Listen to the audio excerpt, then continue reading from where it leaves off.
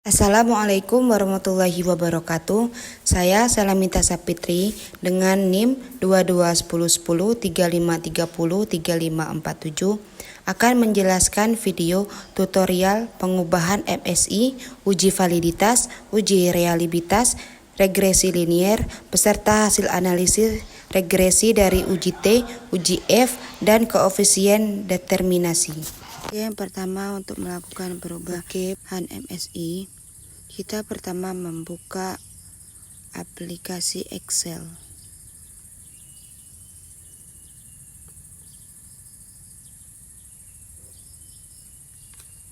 Kemudian di sini kita buka tabulasi data kita yang ada di Word. Setelah itu kita copy tabulasi data kita.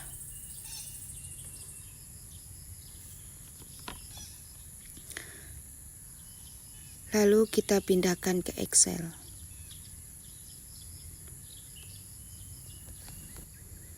Selanjutnya di sini kita bisa langsung klik add ins. Kemudian kita klik statistik. Lalu selanjutnya kita pilih susceptible interval. Nah, di sini kita bisa langsung pilih yes. Kemudian di data rank kita bisa pilih dari pernyataan 1 sampai dengan pernyataan 5. Kemudian kita pilih sampai bawah.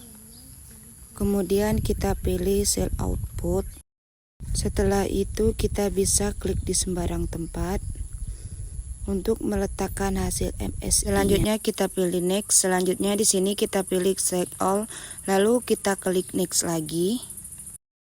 Di mu value-nya tetap 1. Di max value-nya kita ganti menjadi 5. Kemudian display summary-nya kita checklist. Lalu kita pilih finish. Nah, ini adalah hasil dari metode susceptible interval variabel X1. Untuk variabel X2 dan variabel Y, kita bisa lakukan hal yang sama seperti variabel X1 tadi. Selanjutnya, untuk melakukan uji validitas, di sini kita bisa buka langsung aplikasi SPSS-nya.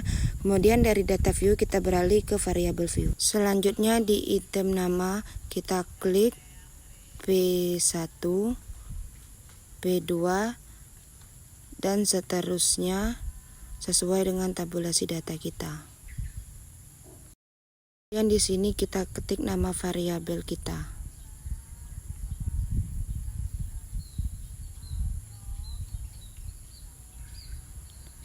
Kemudian kita pindahkan ke data.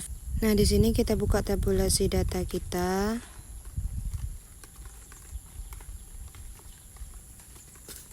Selanjutnya di sini kita copy tabulasi data kita ini, kita klik sampai bawah. Kita buka kembali aplikasi SPSS-nya. Di sini kita paste. Lalu selanjutnya kita analisis.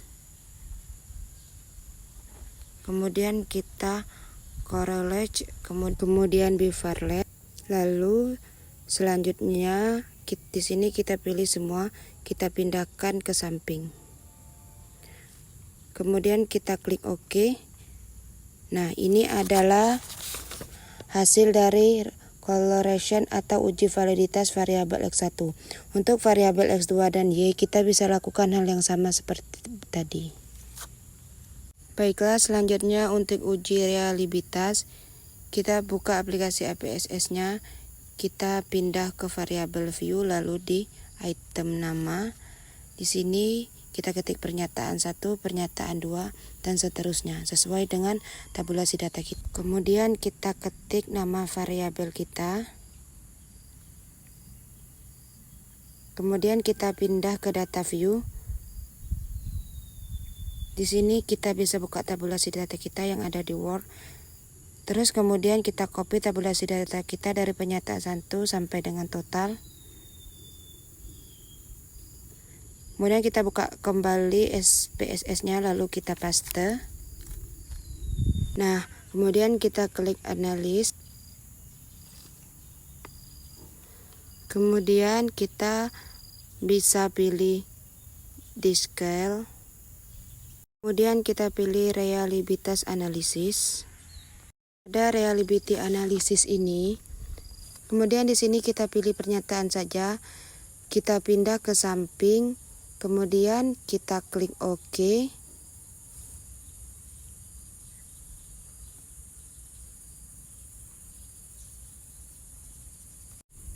Nah, kemudian ini adalah hasil dari uji reliabilitas variabel X1.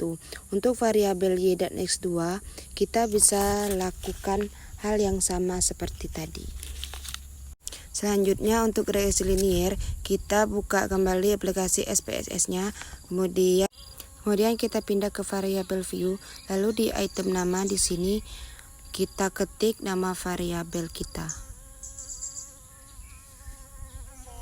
Variabel X1 lokasi, variabel X2-nya adalah harga, kemudian variabel Y-nya keputusan pembelian.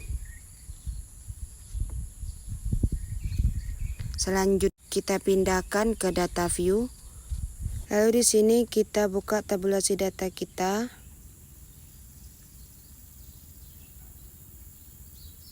Kita copy di bagian total.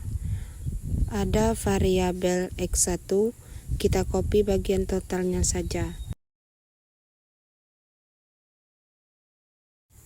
Selanjutnya kita paste.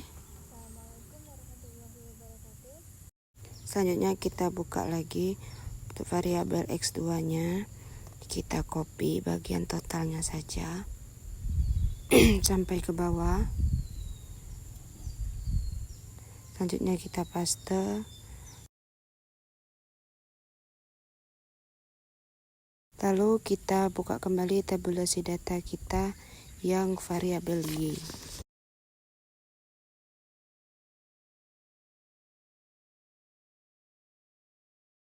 Di sini pada bagian total variabel Y kita klik, kita copy. Kemudian kita paste di sini. Nah, selanjutnya kita klik analis, lalu kita pilih regression, lalu selanjutnya kita pilih linear. Kemudian pada variabel keputusan pembelian kita pindahkan ke tabel independen. Di variabel lokasi dan harga, di sini kita pindahkan ke tabel independen. Lalu klik OK.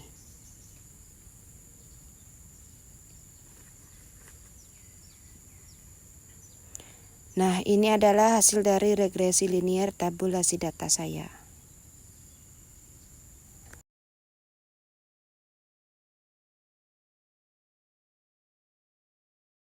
Selanjutnya, ini adalah analisis dari uji validitas variabel X1.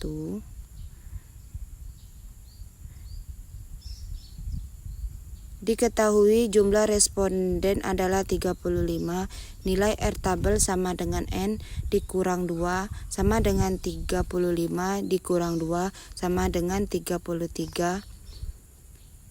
Nilai R tabel dari 33 adalah 0,33338. Dari P1 sampai dengan P5, R hitungnya lebih besar daripada R tabelnya.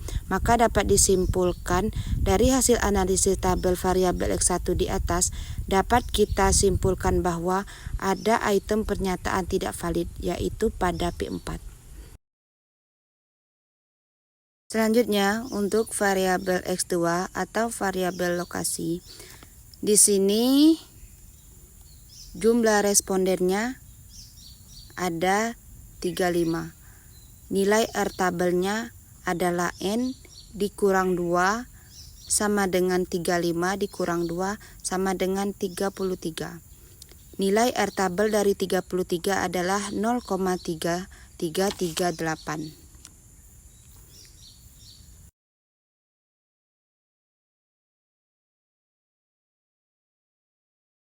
Selanjutnya untuk P1, dari P1 sampai dengan P5 Di sini terdapat dua item yang tidak valid. Jadi berdasarkan analisis uji validitas di atas, tabel variabel X2 di atas dapat kita simpulkan bahwa ada item pernyataan X2 yang dinyatakan tidak valid, yaitu pada P3 dan P4. Selanjutnya yaitu keputusan konsumen atau variabel Y. Di sini diketahui jumlah respondennya adalah 35, nilai R tabelnya adalah N dikurang 2 sama dengan 35 dikurang 2 sama dengan 33.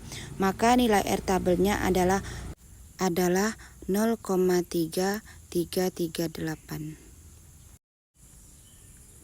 Lalu selanjutnya dari P1 sampai dengan P5, nilai R hitungnya lebih besar daripada nilai R tabelnya. Jadi berdasarkan hasil analisis uji validitas tabel variabel di atas dapat disimpulkan bahwa semua item pernyataan Y dinyatakan valid. Nah, untuk analisis realitas pada variabel X1, di sini diketahui Cronbach alfanya X1 adalah 0,210 lebih besar daripada taraf signifikannya, yaitu 0,5. Jadi dapat disimpulkan bahwa X1 adalah reliabel. Kemudian untuk variabel X2 diketahui Cronbach alfanya adalah 0,695, lebih besar daripada taraf signifikannya, yaitu 0,5. Jadi dapat disimpulkan bahwa X2 adalah reliabel. Selanjutnya, pada variabel Y, Cronbach alfanya yaitu 0,29, lebih besar dari taraf signifikannya, yaitu 0,5. Jadi dapat disimpulkan bahwa Y adalah reliabel. Selanjutnya, untuk hasil analisis regresi linear pada uji R atau koefisien indeterminasi, di sini berdasarkan hasil pengujian dapat nilai EJAS R kuadrat sebesar 0,0558.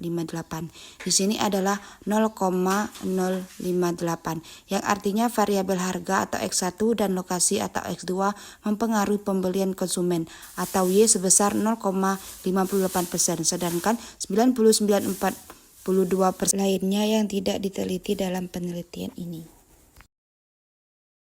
Selanjutnya, untuk analisis uji F berdasarkan tabel di atas, bahwa nilai F hitung sebesar 2,008 dan F tabel sebesar 3,34. Sehingga F hitung lebih besar daripada F tabel atau 2,008 lebih besar daripada 3,34. Maka variabel harga atau X1 dan variabel lokasi atau X2 memiliki pengaruh secara simultan terhadap variabel keputusan pembelian konsumen atau Y. Sehingga untuk uji T berdasarkan tabel di atas, bahwa nilai T hitung nilai pada variabel harga atau X1 sebesar 1,978.